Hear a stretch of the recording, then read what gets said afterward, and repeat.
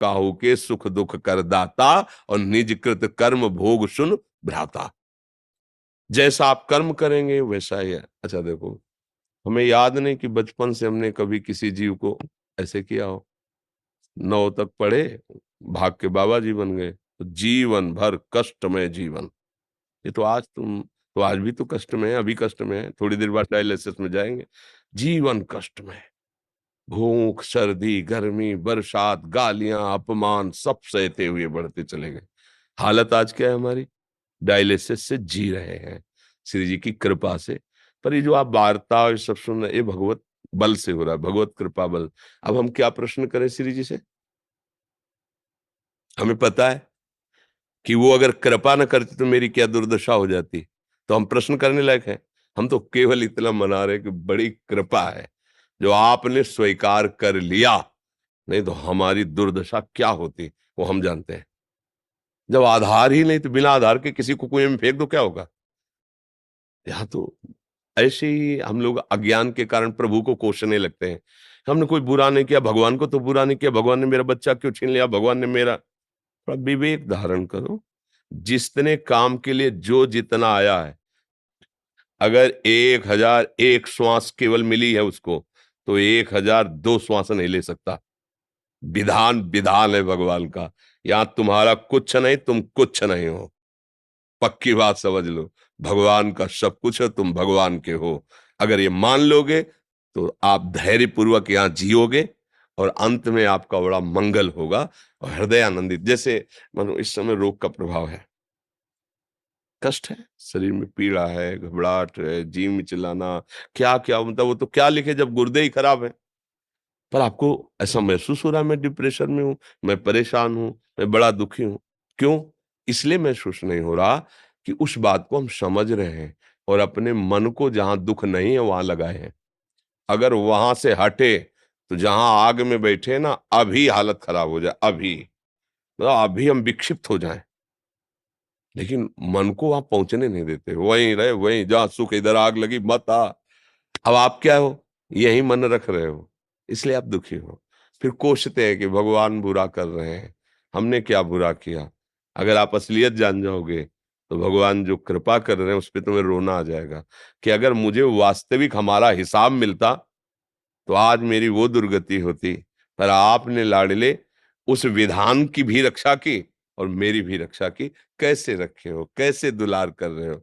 बिल्कुल सच्ची मानिए, कभी आरोप मत कीजिए कि भगवान बुरा कर रहे हैं। उनके जैसा कोई कृपालु नहीं। आप समझ नहीं पा रहे हैं, समझ नहीं पा रहे हैं।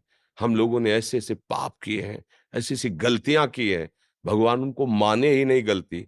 हमें मनुष्य शरीर दे दिया, हमको सतमार्ग दे दिया।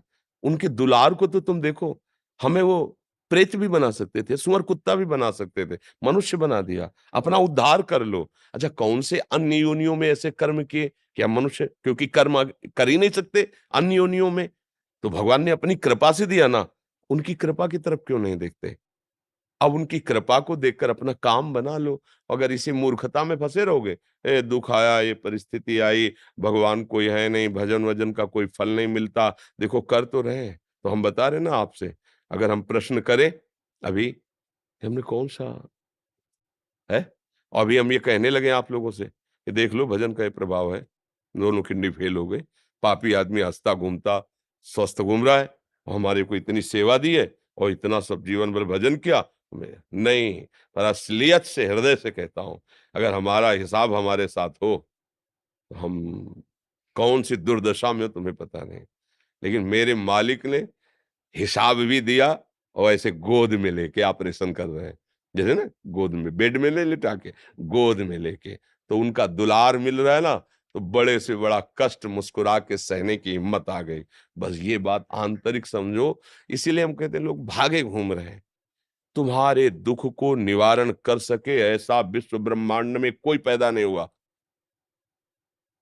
आशीर्वाद की भावना से तो आते हो ना हमारे पास, समझना हमारी बात।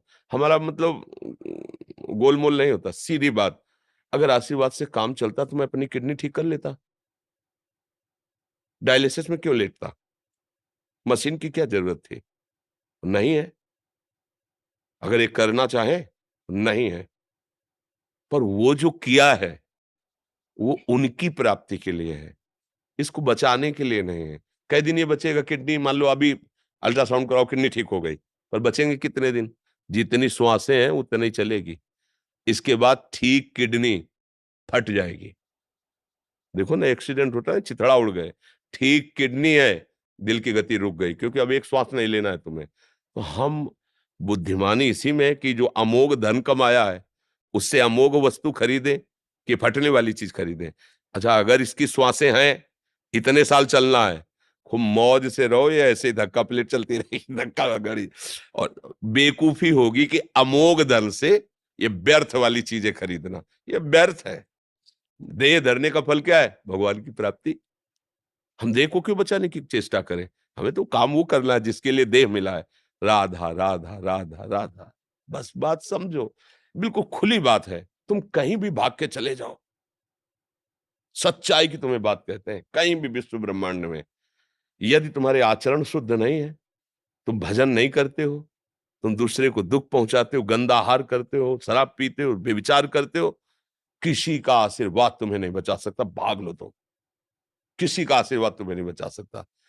और आज से स्वीकार करो कि अब लो नशानी, अब न आज तक गलती की प्रभु वो क्षमा कर देंगे।